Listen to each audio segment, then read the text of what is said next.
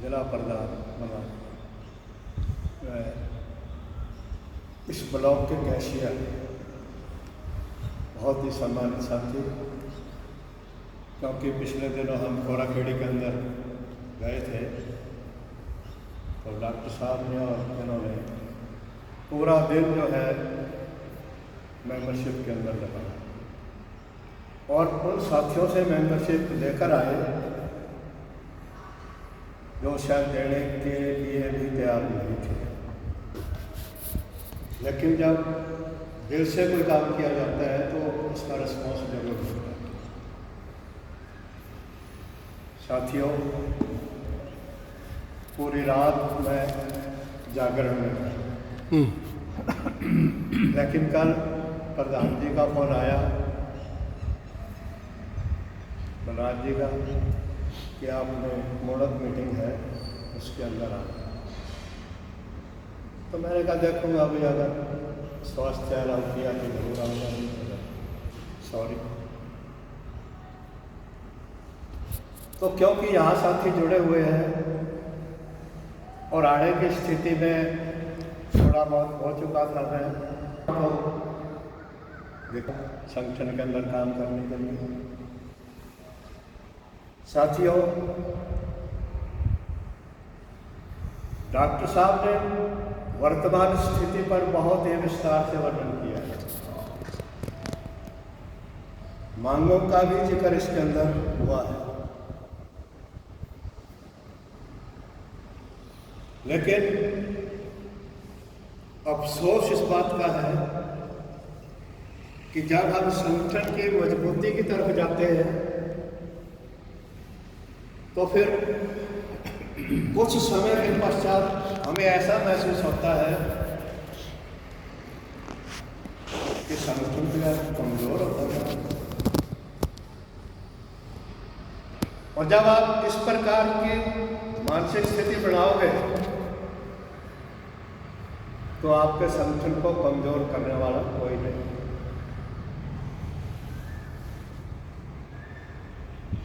अभी पिछले दिनों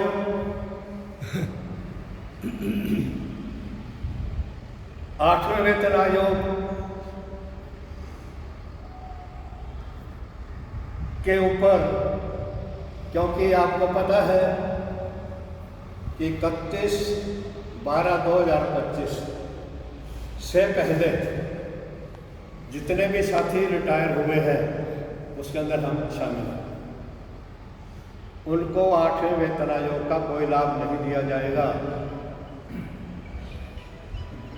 और कृष्णचंद्र शर्मा जी ने एक वहां शब्द कहा था,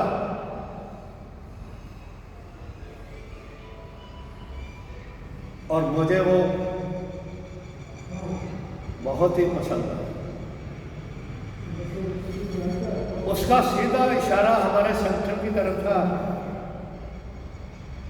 कि जो साथी आज इस 8वें वेतन आयोग को न मिलने के विरोध में इकट्ठे हुए हैं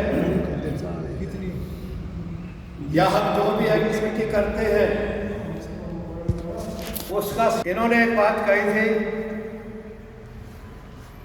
कि सरकार को ये संदेश जाता है कि कुछ चंद लोगों ने इस बात का विरोध किया है और जो लोग घर बैठे हैं, बैठे तो वो घर है, ना वो संगठन के ना वो सरकार के, लेकिन सरकार ये मान के चलती है कि चंद लोगों ने इस बात का विरोध किया है, बाकी साथी तो हमारे साथ है। वास्तव में सच्चाई है। अब यहां पर आप बैठे हो और सब इस बात का भी जिक्र कर रहे हैं कि मोड़क कोई छोटा गांव नहीं है, यहां पर भी खूब एम्प्लॉय है और रिटायर भी बहुत है। जो लोग घर बैठे हैं साथियों, वो आपके संगठन को कमजोर कर रहे हैं, वो आपके संगठन को कमजोर कर रहे हैं। आप ये ना सोचो कि हम तो उसके पास गए थे जी, वो तो आया नहीं, और जब आप जाते हो कहता जी मैं तो आपके साथ ही हूँ और घर निकला हुआ। जब हमारे साथ ही है तो यहाँ आने में हर्ज क्या है? मैं तो इस विचार का आदमी हूँ, जैसे मासिक मीटिंग आप करते हो, अरे यहाँ 2 घंटे बैठने मुश्किल हो जाता है। हम करते क्या है, जरा विचार करें, क्या करते हैं?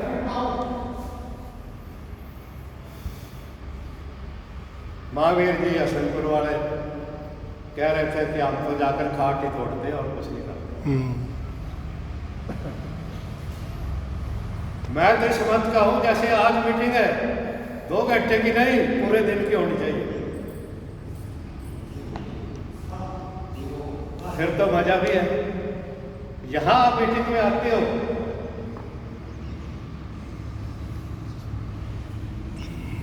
मीटिंग के अंदर आने के बाद अगर हमारे को कोई मोटिवेशन नहीं मिला